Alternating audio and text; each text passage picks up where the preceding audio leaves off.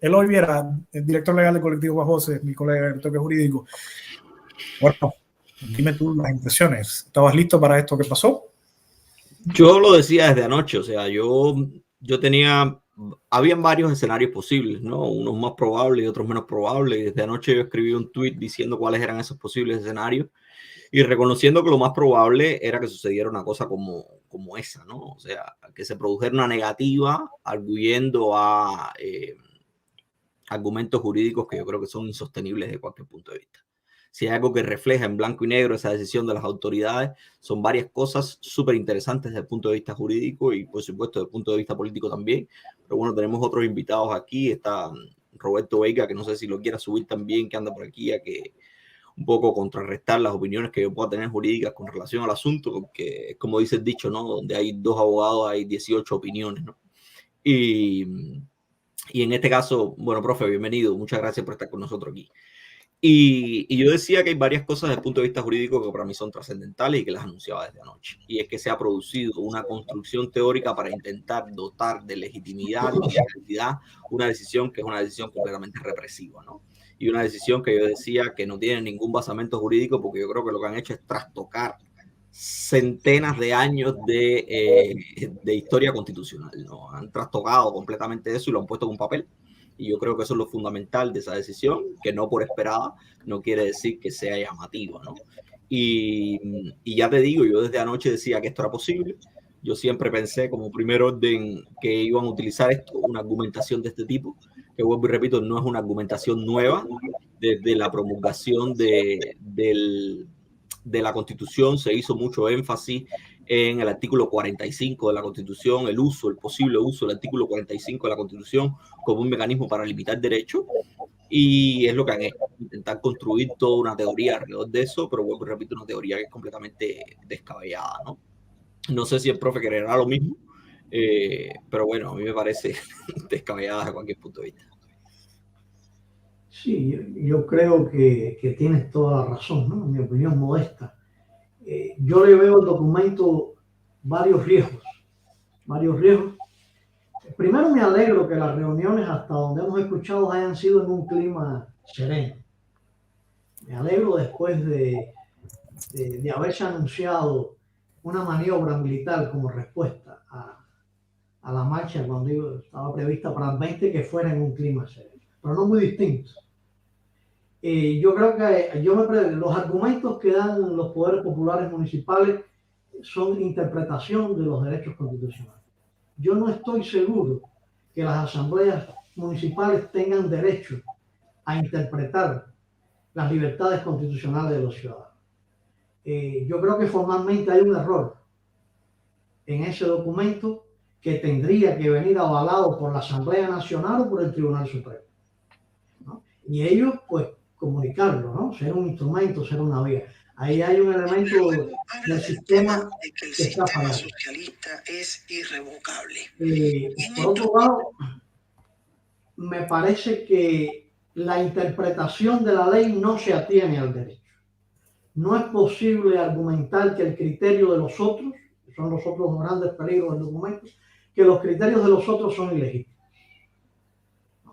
Que los criterios de los otros son ilegítimos. E incluso incluir un tono de enfrentamiento. En el momento en que apelan al precepto de que por cualquier medio hay que defender al país, están apelando a un precepto que está refrendado en cuanto a vínculos agresivos con el extranjero.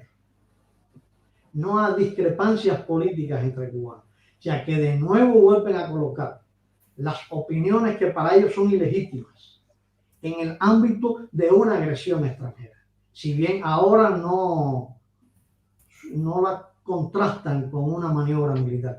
Yo creo que es muy preocupante que las opiniones de la ciudadanía sigan siendo colocadas fuera de la República de Cuba y sigan siendo colocadas en el ámbito de lo externo a la nación, de lo externo a la patria, de lo externo a la República, de lo externo a la ciudadanía cubana.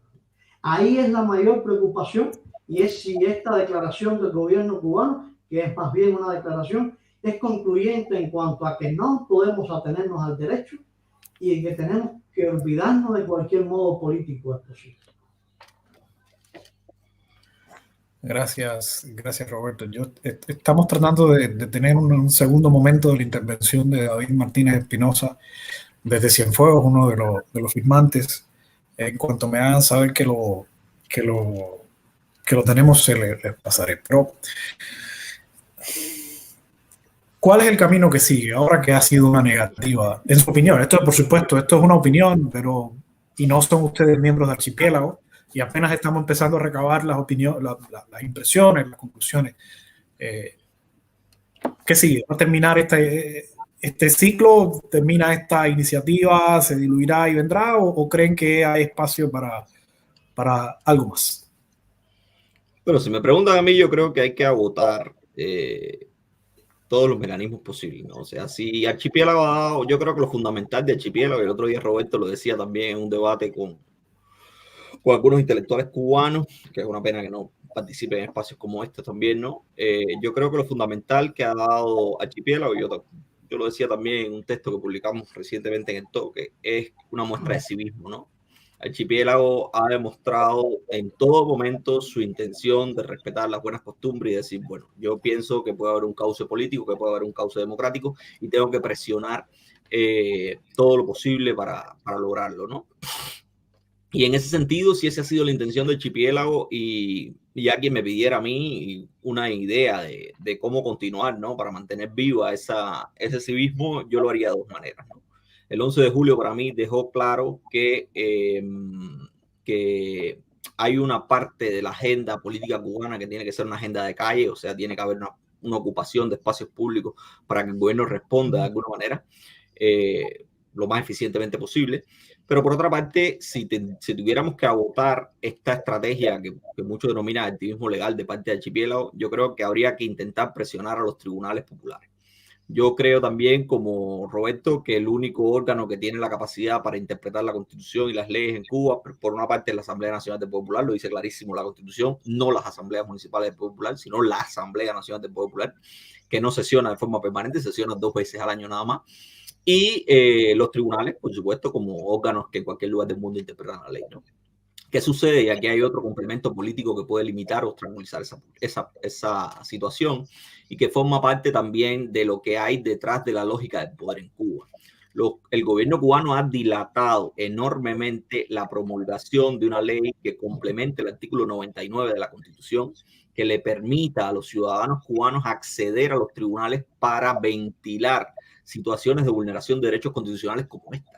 Lo lógico es que de diciembre del 2020, de acuerdo al cronograma legislativo cubano, los cubanos tuviésemos esa posibilidad de acudir como mínimo a los tribunales para interpelarlos, para obtener de ellos una respuesta que pudiese ser como mínimo un aliciente para ese activista que esté intentando utilizar los cauces legales para tener una respuesta como mínimo para interpelar al gobierno. Eso hoy no es posible. Y no es posible porque el gobierno ha decidido políticamente dilatar convenientemente esa decisión, entre otras cosas, para evitar que en momentos como este la ciudadanía tenga un camino más a dónde ir. ¿Qué queda hoy entonces en el futuro? Intentar hacer un invento, intentar presionar utilizando la instrucción 245 del Consejo de Gobierno del Tribunal Supremo Popular, que ha implementado, que ha complementado no el artículo 99 de la Constitución, sino el artículo 98, que dice que los ciudadanos que se sientan dañados por las acciones del Estado pues pueden acudir a los tribunales. El tema aquí estará en que yo digo que es una invención, que hay que generar toda una teoría al respecto, porque aquí lo primero que tienen que demostrar como un requisito de procedibilidad para poder ser admitida una demanda como esta por los tribunales es el daño, ¿no? O sea, los miembros del Archipiélago, a las personas que se les ha denegado la posibilidad de manifestarse, tienen que demostrar cómo han sido dañados patrimonialmente o moralmente por esa decisión del gobierno, porque ese no es el mecanismo legal establecido para eso. El mecanismo legal establecido para la violación de derechos constitucionales no es otra cosa que el amparo constitucional, un amparo constitucional que no se ha implementado.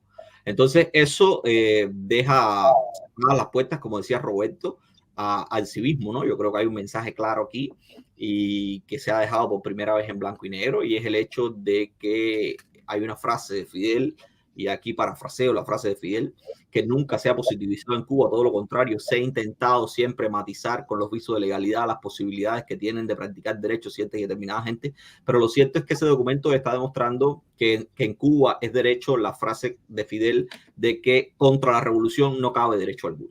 O sea, la única posibilidad de practicar derechos en Cuba es derechos que sean favorables al interés de eso que hemos denominado revolución y que no es otra cosa que el sistema político que se ha implementado en Cuba, al menos institucionalmente, después de 1976. Entonces, ¿qué quedaría? Pues este escenario que les estoy diciendo, intentar continuar presionando por estos cauces legales, a los cuales yo les veo bastantes dificultades. Y lo otro es, pues, intentar presionar a partir de la reivindicación del derecho entendido como un derecho circunstancial a la condición de persona, ¿no? O sea, el derecho a la manifestación es un derecho preexistente, es un derecho que no depende de la garantía de un Estado, es un derecho que tenemos todos los ciudadanos y todas las personas por el hecho de serlo, no por el hecho de que el gobierno cubano sí lo garantice, o porque el gobierno chino lo garantice, o porque el gobierno norteamericano lo garantice. Las convenciones y los tratados más interesantes, más importantes de derechos humanos del mundo han dicho que la manifestación no es otra cosa que la mezcla del derecho a la libertad de expresión y la libertad de reunión. Y esos son derechos que me corresponden a mí como ser humano. Y por tanto lo que quedaría sería este camino dramático de salir definitivamente a la calle, como salieron la gente el 11 de julio, que salieron ilegítimamente, que salieron sin pedir autorización, a reivindicar ese derecho que el presidente del Tribunal Supremo Popular dijo que tenían. Este documento pone en ridículo también al presidente del Tribunal Supremo Popular en aquella intervención, en aquella conferencia de prensa que se le dio a la prensa extranjera días después del 11 de julio. O sea, es un documento de mucha significación que ha dejado claro que de manifestación, que es un camino del civismo, a la rebelión, que es un camino que le va quedando al pueblo cubano. Yo creo que el gobierno se lo pone delante, o sea, hay una posición de fuerza muy clara con este documento que es muy peligrosa porque no es lo que la ciudadanía quiere, no es lo que Archipiélago ha querido, no es la confrontación que la gente quiere. La gente no quiere salir a la calle para ser reprimido, la gente quiere salir a la calle para ejercitar un derecho que pueda cambiar cosas en Cuba, porque siente que tienen derecho a participar en la vida política del país. Entonces, nada, esos son los dos escenarios. Uno, intentar acompañar este proceso legal por un lado, y otro, salir a reivindicarlo públicamente. A mí, ninguno de los dos escenarios son excluyentes. Yo creo que son escenarios que pueden complementarse perfectamente, y también lo ha dicho Archipiélago desde el momento en que pidió la autorización. De que saldrían a la calle, saldrían. Habrá que ver cuál es la decisión posterior después de estos acontecimientos.